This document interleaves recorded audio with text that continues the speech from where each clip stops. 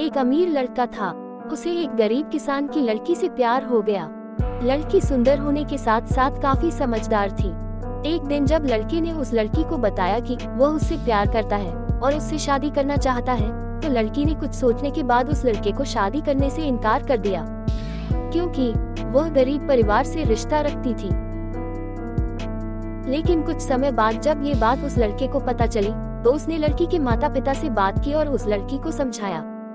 काफी समझाने के बाद वह लड़की मान गई और दोनों की शादी हो गई। शादी के बाद लड़का उसे बहुत प्यार करता था। दोनों का दाम्पत्य जीवन काफी अच्छा चल रहा था। लेकिन कुछ महीनों बाद लड़की को चर्मरोग स्किन डिजीज हो गया, जिसके कारण उसकी खूबसूरती ढलने लगी। अब लड़की को यह डर भी सताने लगा कि उसकी खूबसूरती ढलने के कारण कहीं उसका पति उसे छोड़ न दे। लड़की उस चर्म रोग को ठीक करने का हर संभव प्रयास कर रही थी। समय बीत रहा था और लड़की की खूबसूरती धीरे धीरे ढल रही थी। एक दिन वह लड़का एक काम से दूसरे शहर गया। लड़का जब वहां से वापस आ रहा था, तो उसका रास्ते में एक कार के साथ एक्सीडेंट हो गया। उस दुर्घटना के दौरान लड़के की आंखें की रोशनी चली गई।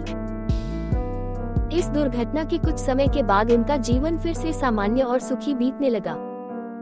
वो लड़की चर्मरोग की वजह से दिन प्रतिदिन कमजोर और बदसूरत होती गई।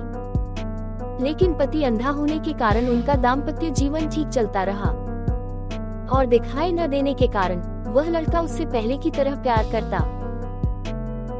कुछ सालों बाद बीमारी के कारण उस लड़की की मृत्यु हो गई। पत्नी की मृत्यु होने के बाद वह लड़का अंदर से दुखी हो गया और वह शहर छोड़कर जाने वाला था। तभी उसके पड़ोसी ने उसे सांत्वना देते हुए कहा, अब आप तो अपनी पत्नी के बिना अकेले पड़ जाएंगे।